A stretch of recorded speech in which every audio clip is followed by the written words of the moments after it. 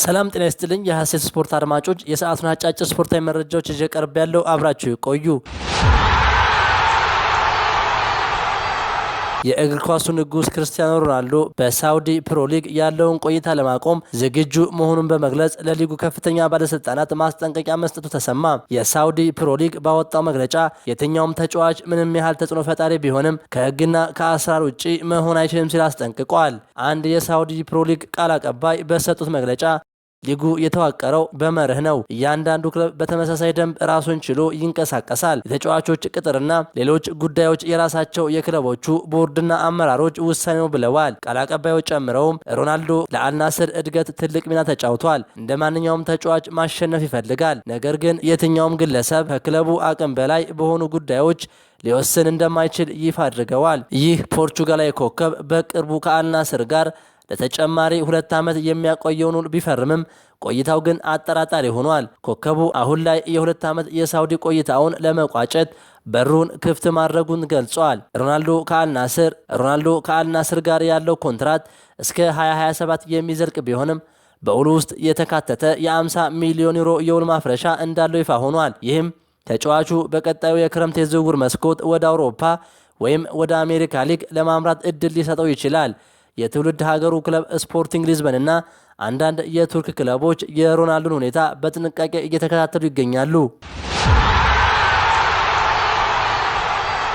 የአርሰናልና የእንግሊዝ ብሔራዊ ቡድን ኮከብ ቡካዮ ሳካ የውድድር ዓመቱ ሲጠናቀቅ ኢትዮጵያን የመጎብኘት ፍላጎት እንዳለው በትዊተር ገጹ ማስታወቁ በስፖርቱ ዓለምና በደጋፊዎች ዘንድ ከፍተኛ መነቃቃትን ፈጥሯል። በመድፈኞቹ ቤት ካለው ቁልፍ ሚናና ከሚያሳየው ድንቅ ብቃት ጎን ለጎን ማራኪ ባህል ወዳላት ኢትዮጵያ ለመጓዝ ማቀዱ ለኢትዮጵያውያን ደጋፊዎቹ ልዩ ስጦታ ሆኖላቸዋል። በመጨረሻም ይህ ጉብኝት በሳካና በኢትዮጵያውያን የአርሰናል ደጋፊዎች መካከል ያለውን ፍቅር ይበልጥ የሚያጠናክር ይሆናል። ሳካ በኢትዮጵያ ያለውን እጅግ ሰፊ የአርሰናል ደጋፊ መሰረት በቅርበት የሚያይበትና ከደጋፊዎቹ ጋር የሚገናኝበት አጋጣሚ መፈጠሩ ለብዙዎች የህልም ያህል የሚታይ ክስተት ነው።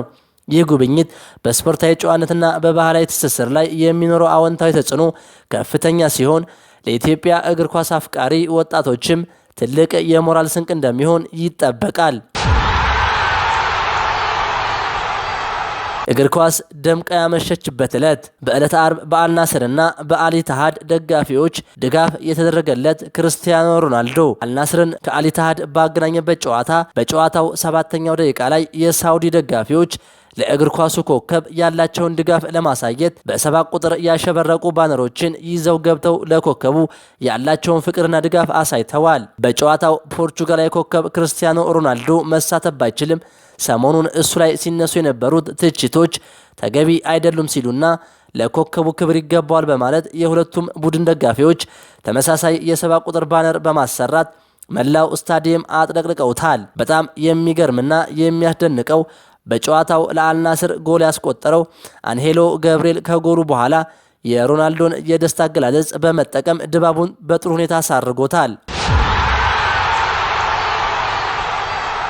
አርብ ዕለት ጅማሮን ያደረገው የ25ኛ ሳምንት የእንግሊዝ ፕሪሚየር ሊግ ሊድስ ዩናይትድ ኖቲንግሃም ፎረስትን 3-1 አሸንፏል። መርሃ ግብሩ ቅዳሜና እሁድ ቀጥሎ ሲደረግ ቅዳሜ ቀን 9 ተኩል በሜዳውና በደጋፊው ፊት ከቶተንሃም ጋር ጨዋታውን ያደረገው ማንቸስተር ዩናይትድ 2-0 በሆነ ውጤት በማሸነፍ 4ኛ ተከታታይ የፕሪሚየር ሊግ ድሉን አሳክቷል። ብሩኖ ፈርናንዴዝ ለማንቸስተር ዩናይትድ በሁሉም ውድድሮች 200 የግብ ተሳትፎ ማድረግ ችሏል።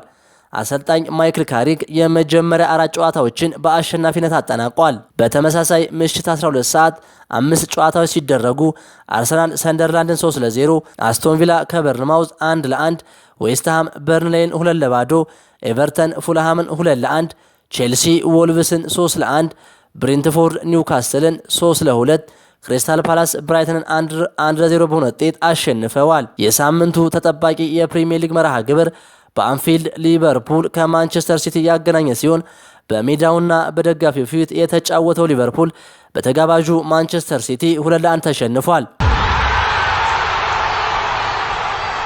ቅዳሜና እሁድ በተደረጉ የስፔን ላሊጋ ውጤቶች ባርሴሎና ማዮርካን 3-0 በሆነ ውጤት በማሸነፍ በላሊጋው አናት ላይ ያለውን የበላይነት ይበልጥ አጠናክሯል። ሪያል ማድሪድ በበኩሉ ቫሌንሺያን 2-0 አሸንፏል። በጀርመን ቡንደስሊጋ የቪንሰንት ኮምፓኒው ባየር ሙኒክ ሆፈንሄምን 5-1 ሲያሸንፍ ተከታዩ ቦሩሻ ዶርትሙንድ በተመሳሳይ ድል ቀንቶታል። በጣሊያን ሴሪያ ኢንተር ሚላን ሳሱሎን 5-0 በማሸነፍ ከተከታዩ ኤሲ ሚላን ያለውን የነጥብ ልዩነት አስፍቷል። በፈረንሳይ ሊግ 1 ፒኤስጂ ኦሎምፒክ ማርሴይን 5-0 በማሸነፍ መሪነቱን ከሌንስ ተረክቧል።